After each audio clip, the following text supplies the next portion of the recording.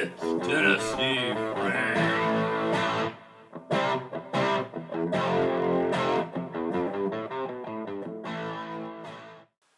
Hey guys, Tennessee.Frank here. Long time since I posted a video for a number of reasons. Illness for one. I got bronchitis late November, and that kind of put me down a little bit for a few days. And then December 26th, I ended up getting Omicron, and that was real fun. That put me down for another few days, and still got a little bit of cough left over from that and stuff. But yeah, I recovered from that. Omicron's pretty much harmless. I would rank it as not as bad as the flu. I've had the flu and it's been a lot worse. But yeah, for one day you're really sick. Headache, body ache, chills. It's horrible for one day, and then by the next day you start to recover. But I digress. Let's get to the heart of the video, which is going to be this guy right here. All these guns have been safety checked. They're not loaded. But this is the Springfield. It's their Mil-Spec. You can see Springfield Armory. Model in 1911A1. And we are going to go ahead and kind of compare this Mil-Spec, which actually is technically a Mil-Spec. Springfield does some upgrades. We're going to go ahead and compare it to my Marine Corps operator here, which has quite a few more bells and whistles on it versus this Mil-Spec. But if you are looking for a basic 1911, these Mil-Specs are hard to beat. Of course, the grips that came on it are going to be the standard. I believe it's Cocobolo that they're using. And these are beautiful grips. They're really pretty, double diamond Springfield logo. But I ordered premium grips from these guys off Amazon. 30 bucks. And these are imitation mammoth bark, which I assume mammoth bark is like from the tusks or something. I wanted stag, but stag's going to be really expensive. These mammoth bark were not bad. And what I was kind of going for the overall look was kind of a Longmire. If you ever watched the series Longmire, his kind of, basic 1911 with his stag grips. I kind of like that. But we can go over it and take a look here. One thing Springfield does is give you a lot better set of sights. You see you got a lot higher front sight, a lot higher 3-dot sight, way better than the Mil-Spec sights. I do have the door open too. If you hear some noise, that's just kids out front skating around doing stuff.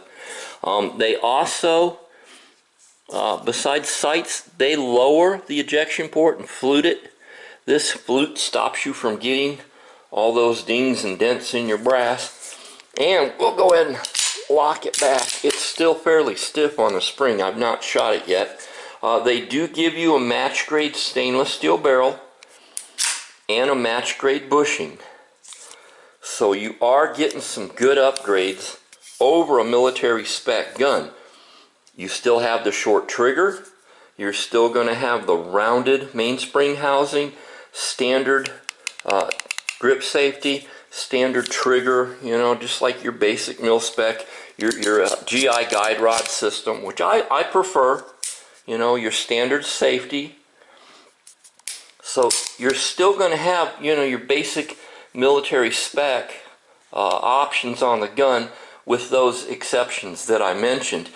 And you can see, like on here, you got the longer trigger, flat mainspring housing, beaver tail grip safety, skeletonized hammer. This one does come with a rail, which is why I wanted to get it, because this is my bedstand gun, and I put my light on there at night. I did upgrade the sights. It did come with night sights. The front sight, you really couldn't pick it up a lot. If you watch my video on this, you'll see. But yeah, this is their Marine Corps operator. Got the green Cerakoted frame. This is a really nice gun. I like this pistol. But the Mil-Spec, for the money, if you are looking to get into just a basic 1911, these things are hard to beat. I've seen Mil-Specs go for $650 to $700, and for a quality 1911A1, that is really hard to beat. Comes with two 7-round mags. Of course, I have this loaded with ball ammo right now. Till I get out and shoot it and verify that it's going to run with my hollow points, I'll load it with ball ammo. I don't put one in the chamber yet. I just full magazine just in case I need to use it. I don't normally put one in the chamber of a firearm like this until I verify it's going to run. But this is just a really quick look at the Springfield Armory Mil-Spec. This is the stainless. They do have a Parkerized version. I wanted to go with the stainless. It's a little bit more durable finish. Little nicer look, I think, especially with these grips. And on another side note, I have been getting into trading some cryptocurrency lately. This is something I've been kicking around for quite a while, and I decided to go ahead and pull the trigger, as it were to speak, because the markets are down, and that's a good time to get into stuff and buy when markets are down. I am using an app called Crypto.com. You can get it in Play Store, and I believe it's also available for Apple. But Crypto.com, it's a real simple app to sign up for and use. You do have to jump through a few little hoops that the government wants you to do to make sure you're not a terrorist, with like a picture of your driver's license and whatnot. But once you sign up, it's very easy to go ahead, and you can, for the first 30 days, you can use your debit card to purchase currency. After that, there is a 2.99% fee, and you can also put money in a wallet that they create for you. You do get a actual bank account with a Metropolitan Community Bank, and you can get a Visa card through this as well. I went ahead. I didn't want to stake $400 worth of Crow coin.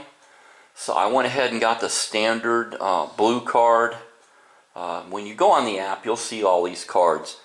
If you stake $400 for 6 months, you can upgrade to the Ruby card. And it gets you a little bit more Crow coin back when you use it. With the standard blue card, it's 1% Crow coin as you use the card.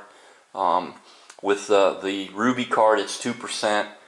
Like I said, you do have to stake $400 in the Crow coin, and that will unlock a $25 bonus if you'll use my sign-up bonus that I'm going to link right down here. I'll put my bonus number here. If you'll do that, you'll get an additional $25 in Crow coin, and I'll get $25 in Crow coin, so we both win. But yeah, go ahead, use my referral number there, and like I said, I'll have it right down here, and sign up.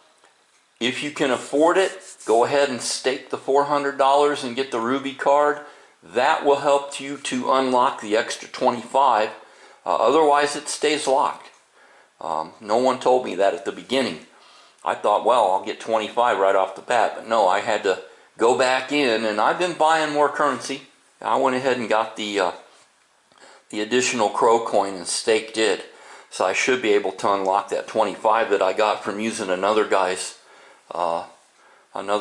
code. But anyhow, I hope you kind of found this video interesting on this little Mil-Spec. I'm gonna try to get out and shoot this sometime.